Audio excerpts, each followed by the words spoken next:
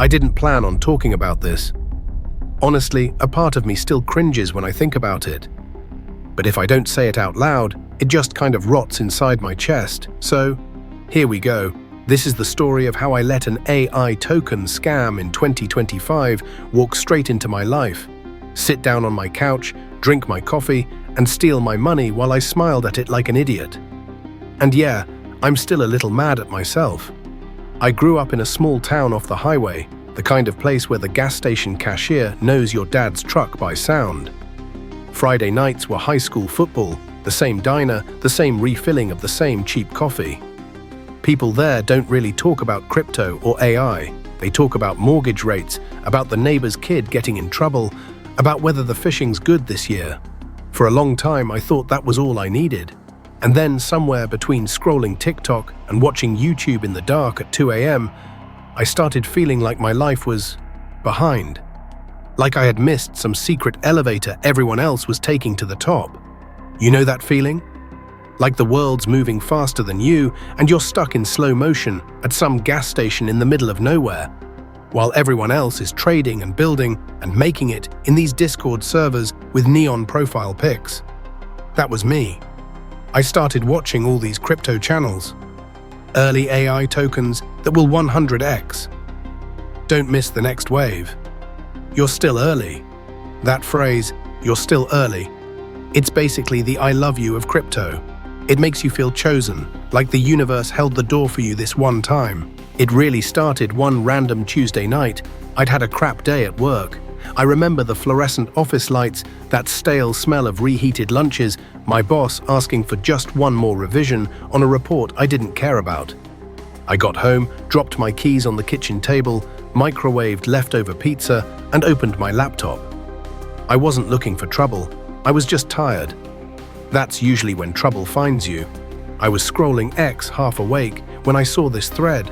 Big bold headline: "This AI token literally talks to you, learns from you, and trades for you. New paradigm, not financial advice."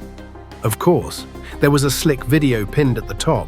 You know the style: dramatic music, futuristic city, a voiceover that sounded like every tech commercial ever. They called it something like AI Mind X or whatever. Some mashup of AI and Mind and X, because of course they did. The pitch was, honestly, brilliant. They said this token was backed by an AI that analyzed on-chain data, social sentiment, and even chat interactions to learn each holder's risk profile. The more you held, the more personalized your AI agent became. It would advise you on trades, flag risks, and eventually even execute trades for you via smart contracts. And they were very clear about this one phrase: "We don't just use AI, we are AI." I remember how that line hit me. It sounded like the future. They had a whole website with a dashboard that looked straight out of a Silicon Valley product demo. Real-time charts, friendly little chat bubbles popping up from this AI assistant saying things like, "Hey there, I'm here to help you navigate the market. Ask me anything." I actually smiled at my screen.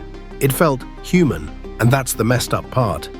A script pretending to care about my financial future felt more supportive than some real people in my life. I should have known. I really should have known. But the thing is, scams don't come to you with a ski mask and a gun. They come dressed as the thing you're most desperate for. For me, that was a shortcut, a sign that I wasn't too late. Proof that I wasn't stupid for still believing I could catch up. I remember Warren Buffett once said something like, "Be fearful when others are greedy, and greedy when others are fearful." I'd read that line before, it's in a million investing posts. But that night, I didn't hear Warren Buffett. I only heard the part of my brain screaming, "If this is real and you miss it, you'll hate yourself." Fear of missing out is just greed with better PR. So I joined their Telegram. That was my first real step into the trap. It was like stepping into a loud party where everyone's pretending they're already rich. Pinned messages, countdowns to major announcements, people sharing screenshots of their early entry gains. Memes, rockets, diamond hand emojis. The admins were slick. They answered questions fast. They used all the right words: transparency, community, long-term, utility, audited contracts. They even pinned a message about staying safe from scams. That's the funniest part in a dark way. The scammers warning you about scammers. There was this one guy in the chat, username something like Crypto Coach, who kept dropping these calm, dad-like messages. Not hype, not all caps, just steady. Don't over-leverage. Remember to only invest what you can afford to lose. But the tech here is truly next level. He felt like the adult in the room. I later realized that was part of the design. There's always one reasonable voice whose job is to make the crazy look normal. I asked a question about how the AI actually worked. The answer was long, full of words like transformer models, reinforcement learning, RLHF, proprietary pipeline, dynamic risk engine. Honestly, I didn't fully understand half of it, but it sounded smart. And when you want to believe, sounding smart is enough. They had a pre-sale. Of course they did. Limited allocation, multiple tiers, bonus tokens if you got in early, even more if you referred friends. And they had this little progress bar filling up in real time. Watching it move was like watching a thermometer rise in a fundraising telethon. I could feel my heart keeping pace with that bar. 20%, 35%, 50%, almost full, almost too late. I still remember the exact moment I clicked send. It was after midnight. The only light in my apartment was the glow from my monitor. I had this playlist going, lo-fi hip-hop, the kind of music you listen to when you're trying to convince yourself you're building something with your life. I hovered over the send button with my cursor shaking a little, and I thought, this could be the thing that finally changes everything. And then I thought, if it doesn't, you'll survive. So I sent a chunk of my savings. Not everything, but more than what I can afford to lose, if I'm honest with myself.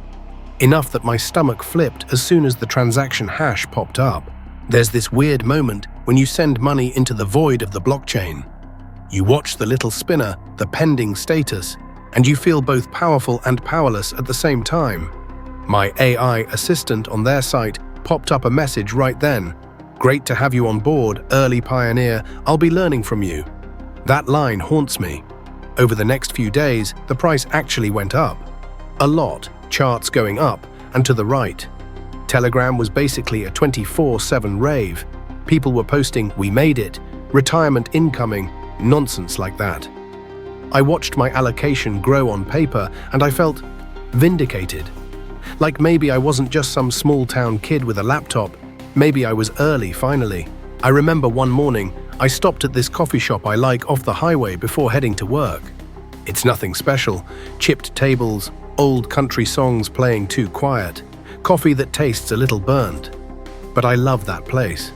That morning, I sat there with my laptop open, looking at my portfolio, and I swear the sunlight looked different, like the whole world had a golden filter on it. I ordered a second coffee, just because I could. That's how stupidly rich I felt over a gain that wasn't even real yet. Somewhere in the middle of all this, I remembered something Charlie Munger said. It's not greed that drives the world, but envy. I laughed to myself right there in that coffee shop. I wasn't even laughing because I felt guilty. I laughed because it felt true about everyone else. I thought, I'm not envious, I'm just finally catching up. What a joke. I was drowning in envy and didn't even see the water. The AI assistant kept chatting with me. I know it was just some fine-tuned model with a script, but it felt personal. Based on current sentiment, we may see short-term volatility, but long-term indicators are strong. Thank you for being part of the early adopter cohort. Your feedback shapes my evolution. They gave the AI this fake humility, like it was grateful to me. Do you know how dangerous it is when a machine pretends to be grateful? It bypasses your logic and talks directly to your loneliness. Then came the update. The team announced they were rolling out auto trading soon. If you staked your tokens, their AI could optimize your gains by reallocating between partner projects. Higher APYs, long-term ecosystem value. It was like DEFI summer mixed with CHATGPT hype. Put in a blender, poured into my already overheated brain. Inside, there was this tiny voice whispering, "This is too fast. Real products don't move this fast." But it was drowned out by everything else. The charts, the hype, the fake calm of Crypto Coach, the text in their Medium posts. The word innovation repeated like a prayer. So yeah, I staked. The first real crack showed up about 2 weeks later. A random user in Telegram started asking pointed questions. Who actually controls the AI? Is the trading engine on-chain or centralized? Where are the servers? The admins brushed him off with some tech-sounding answer, but something about it felt off. The guy kept pushing. Then suddenly his messages stopped. A minute later, an admin posted, "Beware FUD. Trolls will try to sabotage our community. Stay focused on the vision." And the guy's account? Banned. Just gone. I remember staring at that empty space where his messages had been and thinking, that's weird. But then the AI assistant pinged me again. "We're working hard to deliver the next milestone. Thank you for your trust." One night, I was lying in bed, blue light washing over my face, watching their latest AMA recording. The founder had one of those tech guru voices, confident, a little smug. He said, "We built an AI that doesn't just trade, it understands you," and he smiled. I paused the video right there. It was such a rehearsed line. I stared at his frozen face and felt this weird disconnect, like when you look at someone you thought you knew and realize you don't recognize them at all. I could have walked away then. I could have sold my tokens, taken profits, maybe even come out ahead. But I didn't. You know why? Because I didn't want to admit, even to myself, that I was in something I didn't understand. Mark Cuban once got wrecked in a DeFi project and later said something like, "I got lazy, I didn't do my homework." I remember reading that quote and thinking, if Mark Cuban can get scammed, I'm in good company. Instead of being a warning, it became a weird kind of comfort. Then came the day.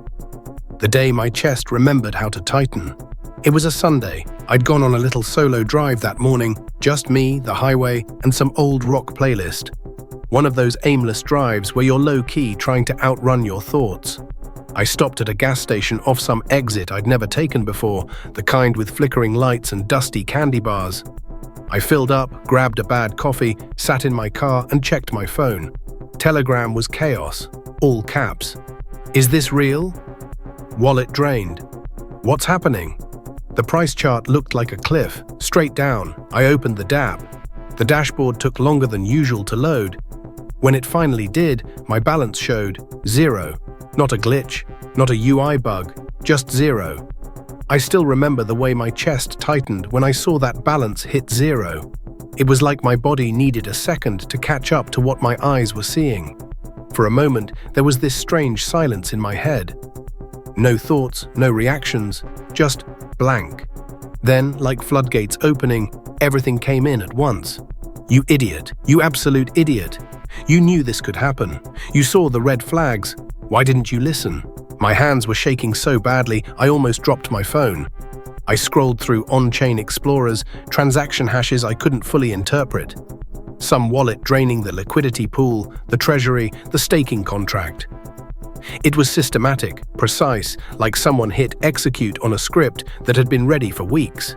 The AI assistant? Gone. The chat box disappeared from the site. The whole friendly interface I'd gotten used to just collapsed into a broken layout with missing elements. No little "I'm here to help" bubble, just empty space. Back in Telegram, the admins had vanished.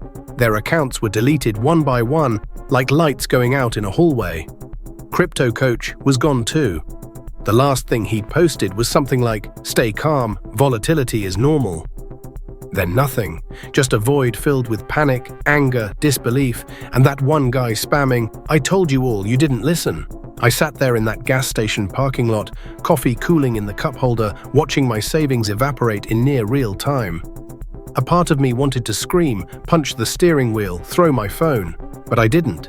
I just sank back into the seat and stared through the windshield at nothing. I thought about my dad, who still thinks crypto is just internet monopoly money. I thought about telling him what happened. I imagined the silence, the slow nod, the "well, now you know." I thought about my co-workers, the ones who put money in index funds and never talk about AI tokens. I imagined how stupid I'd look telling them I let a chatbot convince me to lock my money in a contract I couldn't read. At some point, I remembered something Naval Ravikant once said about how easy money is usually the most expensive kind in the end. Sitting there, broke and numb in a car that still smelled faintly like fast food and air freshener, that line felt less like wisdom and more like a personal attack. The days after were rough. I went through all the stages: denial, anger, bargaining, depression, and some tiny flicker of acceptance. I checked the project socials obsessively at first, hoping for some miracle. Maybe it was a hack. Maybe the team would make it right. Maybe there was a refund plan coming. You cling to these fantasies because the alternative, that it's gone and it's your fault, is too heavy to pick up all at once. But nothing came. Some nights, I'd just sit in the dark with my laptop open, staring at my wallet, at that balance that refused to change, like a tombstone with numbers on it. I'd catch my own reflection in the screen and think, this is what greed looks like when it's tired. But somewhere in that mess, I started asking a better question than, why did they do this to me? I started asking, why did I let them? Not in a victim-blaming way, but in a real, uncomfortable way. What part of me was so hungry that a fake AI token could walk right in and feed it? I realized I wasn't just buying a coin, I was buying a story. A story that said, you're not late, you're not dumb, you're one of the smart ones, you see the future before others do. That's the core of most of these 2025 AI token scams. These scams use AI in two ways. They slap AI on everything, and they actually use AI behind the scenes to scam better. They didn't just scam my wallet, they studied my insecurities at scale. Looking back, I can see how perfectly I fit their target profile. I won't pretend I came out of this some enlightened monk, but something inside me shifted. Slowly, I started doing the boring stuff, reading actual books. The stuff the scammers call boomer tech because they can't pump it 50 times overnight. I also started talking about it. Quietly at first, most of them just nodded like, yeah, I've been there. Everyone has their version of the AI token. There's this one night I remember clearly. I opened a blank document and started writing down everything. It wasn't for a blog or a video, it was just for me. Somewhere in the middle of writing, I remembered another Buffett idea. You don't have to swing at every pitch. If you're reading this and you're where I was, I'm not going to lecture you. All I can tell you is this. The money I lost hurt, but the peace I've slowly rebuilt is worth more. Some nights I still open my wallet and see the ghost of that loss. In a world where I can pretend to know you, the real work is to actually know yourself.